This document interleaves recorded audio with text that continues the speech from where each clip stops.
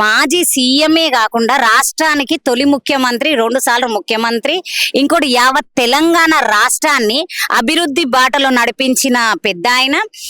72 సంవత్సరాలు మన రాష్ట్రంలో ఎక్కడనైనా ఒక సీనియర్ సిటిజన్ అంటే ఒక మనం వాల్యూ ఇస్తాం. బస్సులలోనైనా కానీ ఎక్కడనైనా కూర్చోండి అని మర్యాద ఇస్తాం.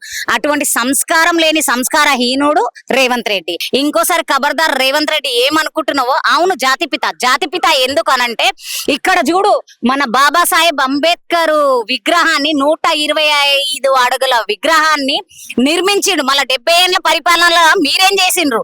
అందుకు జాతిపిత.